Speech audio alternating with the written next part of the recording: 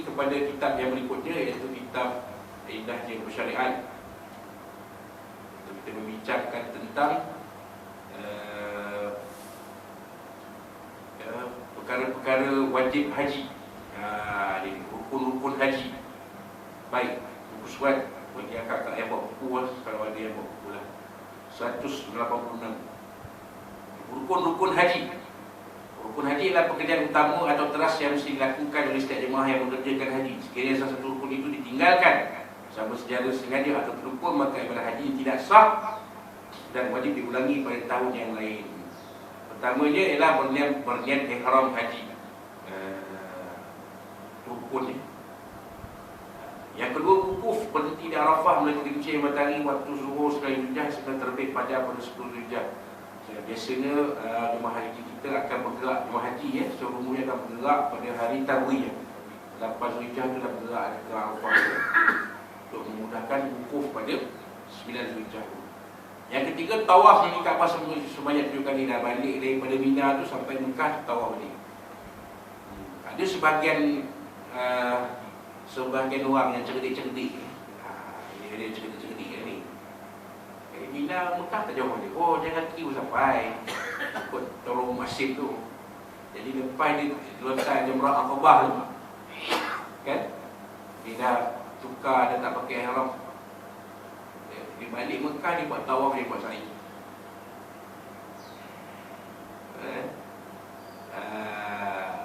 Lepas tu dia patah balik Mina, nak buat lontar Jamrah lagi 2 hari. Lepas tu dia balik Mekah, nafar awal 11-12 Zulhijjah dia balik. Lepas tu dia bercukur. Lepas tu habis. Ada orang-orang yang macam ni. Kita tak payah ikut dia orang ni. Kita buat cara lurus je lah. Kan, lepas dia lontar Jamrah Aqabah tu, dia duduk je lah, tunggulah dekat Mina. Tak apa masalah. Tunggu je. Ikut macam mana yang disarankan oleh tamu haji. Ikut je. 11, 12, 13 balik. Tawaf dengan sa'i. Okay. Kemudian sa'i antara Bukit Safa Marwah sebanyak 3 kali, ini kita maklum. Dan 5, bercukur sekurang-kurangnya memotong 3 helai rambut. Dan 6, tertib bagi kebanyakan rukun. Baik. Rukun umrah pun sama, melainkan wukuf saja. Perkara wajib haji, perkara wajib haji jika tinggal haji sah tak wajib membayar dam. Antara perkara wajib haji ialah ihram di miqat. Ini dia. Kalau kita terlupa tapi masih sempat lagi berniat, maka kena dam. Kena dam. Jadi ihram di miqat bagi jemaah Malaysia menaiki kapal terbang, miqatnya ialah Qarnul Manazil. Tapi jika melalui laut, miqatnya ialah Ya Lam-Lam. Ada lagi lah orang Malaysia naik kapal laut ni. Dulu ya, zaman 60-an, 70-an, 50-an, sebelum 70-an lah. Sebab itulah perdana pertama kita, Tunku Abdul Rahman Putra Al-Hajj. Mana tak Al-Hajj? Sebab waktu dia pergi haji itu naik kapal terbang. Orang lain, tuan haji pergi naik kapal laut. Tak percaya tanya Jibril. Tu Jibril tak percaya lampu jadi haji. Ini pasal belum jadi haji, yang aku tahu kapal Nabi haji berlayar ke depan. Bila pula dia pergi Mekah? Nampak. Saya kira ni susun tu nak bagi orang faham. Kan? Waktu itu orang pergi haji naik kapal. Tuan haji. Tapi TM kita, Tunku Rahmat, pergi haji naik kapal terbang. Jadi Al-Hajj. Kadang-kadang sama kan? Tak ada beza pun, cuma nak pergi tu. Kan waktu itu. Sekarang tak ada dah, semua terbang. Yang kedua, bermalam di Muzdalifah. Ini perkara wajib haji, walaupun hanya seketika selepas tengah malam. Ketiga, melontar Jamratul Aqabah di Mina waktunya dari 1/2 malam 10 Zulhijjah, pukul 12 malam ke atas. Tak sah melontar sebelumnya.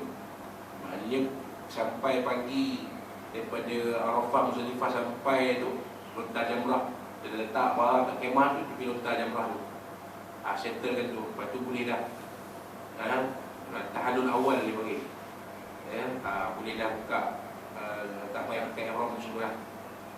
Semua larangan ihram itu tak terpakai melainkan 3 saja, iaitu bersetubuh, mukadimah bersetubuh dan nikah. 3 benda ni tak boleh. Kerana semua boleh dah.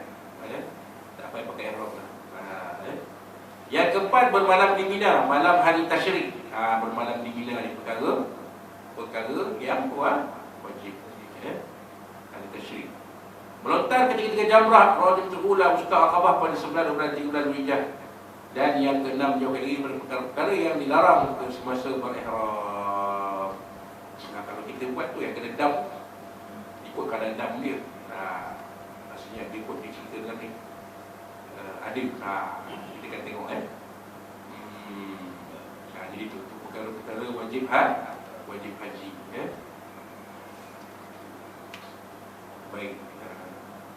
Jadi cara memakai ihram, menurut secara syarak, ihram itu adalah mahram diri, menahan diri berkerja pakaian yang dilarang Allah Taala. Memakai pakaian ihram, pakaian tabdid itu mulai dari miqat tempat yang ditentukan untuk memakai ihram. Pakaian yang dipakai selama ihram itu 2 potong kain putih yang tidak berjahit, 1 potong dijadikan sarung untuk anggota badan sebelah bawah, dan sepotong lagi disamakan pada badan sebelah atas. Jadi itulah kain ihram tu ada dijual tak ada masalah. Aturan pakai ihram setelah sampai di miqat digalakkan gunting rambut atau bercukur darah supaya senang menjaganya. Kerana selama memakai pakaian ihram tu tidak boleh mengikat rambut. Jadi maknanya kalau nak gunting rambut ke nak cukur ke, sebelum tu lah, sebelum kita nak mula ihram tu. Potonglah kuku sebelum memakai pakaian ihram. Begitu jugalah kuku kita potong siap-siap. Sudah memotong kuku dikerjakan mandi sunat ihram. Disunatkan mandi sunat ihram. Setelah mandi dah mengambil wuduk, kerjakan solat sunat 2 ihram 2 rakaat. Itu solat sunat pun. Kita dah mandi, dah ambil wuduk semua. Kita buat sembahyang dan pakai ihram, kita sembahyang sunat ihram 2 rakaat. Hendaklah bermaaf-maafan dengan siapa saja sebelum memakai pakaian ihram. Kemudian ambil lalu helai pakai pakaian putih tak berjahit, satu helai kain dijadikan sarung buat penutup badan sebelah bawah dan sebelah lagi adalah sebagai penutup badan sebelah atas. Itu yang dijual tali pinggang kan? Bukan. Ada apa? Ada poket lah, nak simpan apa-apa, handphone ke, dompet ke. Hati-hati. Kadang-kadang waktu kita tawaf tu ada je orang yang jahat ni, yang tak apa nak baik ni. Jadi kita potong, hilang dompet dia pun kita ada. Dia orang lelaki ni kita jaga. Sebab tu ada yang tanya, Ustaz, kalau boleh tak pakai beg sadang? Itu bukan kain berjahit, itu kulit berjahit kan? Beg saya boleh tak? Oh tak boleh pula. Tapi tak tahulah kan, tanya penceramahan khusus haji kan. Tanya soalan dulu, Ustaz, kalau saya pakai ihram ni, saya buat beg sadang saya tu boleh tak? Nak sempat handphone, simpan apa, boleh tak? Saya tanya Ustaz yang nak jawab. Kalau dia kata boleh, itu okey tu kan? Pasal bukan kain berjahit, beg, especially beg kulit kan. Dia bukan kain, dia beg kulit kan. Wallahu a'lam. Sampai pakai ihram itu berniat adalah haji, nak memakai pakaian ihram untuk menunjukkan haji atau nak menunjukkan umrah. Lepas selesai pakai pakaian ihram, bacalah talbiyah. Talbiyah semua kita tahu lah Tapi kalau ikut apa yang pengalaman saya dulu, talbiyah itu apabila kita masuk, kalau kita buat ihram daripada tanah Ain tu, masuk tanah haram tu, kita talbiyah. Sebelum tu tak lagi. Dia ada driver tu kita tahu, dia masuk tanah haram tu, ada kawasan, ada sign pintu gerbang masuk tanah haram tu, talbiyah. Labbaik Allahumma labbaik, labbaik la syarika lak, labbaik innal hamda wan ni'mata.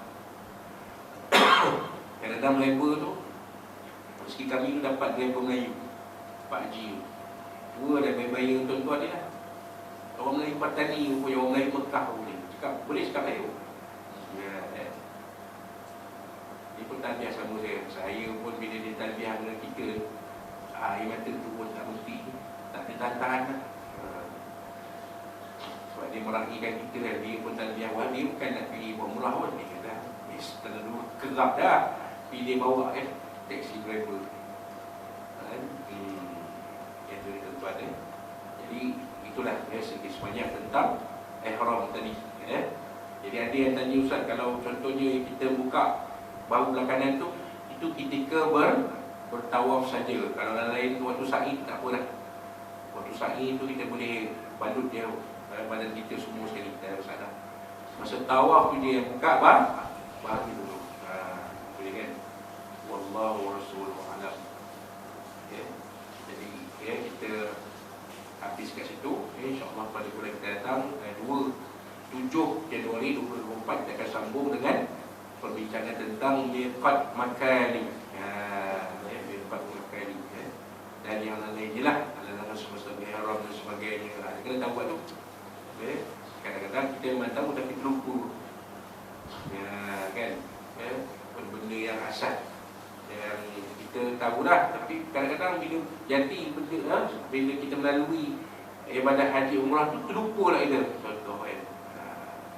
Jadi itu dia. InsyaAllah kita akan bincangkan pada bulan kita datang, itu pada 7 Januari 2024. Habislah bulan kita untuk tahun 2023 ini. InsyaAllah kita akan bertemu pada 7 Januari 2024. InsyaAllah bertambah setahun di usia kita. Tapi yang paling penting ialah bertambah dekat kita kepada kematian. Itu yang kita kena sedar. Memang dah seronok kan, umur tahun bertukar, umur bertambah, seronok. 24 dia bunga api lah, tengok kan, menibuih lah kan. Jangan lupa sebenarnya setahun kita mendekati kematian.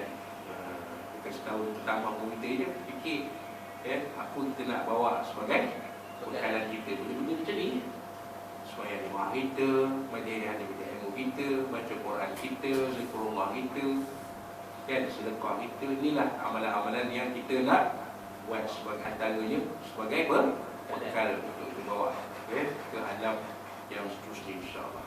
Jadi itu saja sikit sebanyak yang kita boleh kongsikan pada pagi ini. Kemudian kita kongsikan pada pagi ini dan manfaat untuk bersama menjadikan pada kita mengikuti dimati pekerjaan Rasulullah. Saya dan kita bersama mesti kita bagi dosa pada akhirat. Dan kalau ada apa yang sampai boleh dikasih bahasa dan ada mencantumkan itu semua pada Allah Ta'ala dalam Isra dari Tuan-Tuan dan Puan sekalian. Wassalamualaikum warahmatullahi wabarakatuh. Dan kita takut kepada kita dengan tasbih al-kafarah dan suratul Asr. A'udzubillahi minasyaitonir rajim. Bismillahirrahmanirrahim. Alhamdulillahi rabbil alamin wa bihi nasta'in wassalatu wassalamu ala asyrafil anbiya'i wa sayyidina Muhammad wa ala alihi wasallam. Allahumma arham jami'a zurriyyatina wa baghita masuma. Allahumma inna naj'aluka fi nufuri a'da'ina wa na'udzubika min syururihim. Allahumma baddid syamlahum wa farij jam'ahum wa shaddid kalimatahum wa zalzil aqdamahum salika min kilab. Ya Qahhar ya Jabbar intaqim ya Allah ya Allah ya Allah. Allahumma ya muzzil kitab wa ya mujlis sahabat wal ahzab ya zim wa sallallahu alaihi بفضل نبينا سيدنا محمد صلى الله عليه وسلم ربنا زدنا مصطفى فما يا أكرمك ربنا أتنا في الدنيا حسنة وفي الآخرة حسنة ربنا عليك توكلنا وإليك المصير ربنا تقبل منا دعاءنا ومجلسنا وعلمنا وصبر سبحاننا وعمل فلا يوم يبارك بشرك بينها والبارك السميع العليم وتهدنا يا مولانا تطور لنا فيها اسمه وذكر فيها سماء الأهوال الحمد لله رب العالمين تقبل الله منكم بنا كنت وخير وبنا التوفيق السلام عليكم ورحمة الله.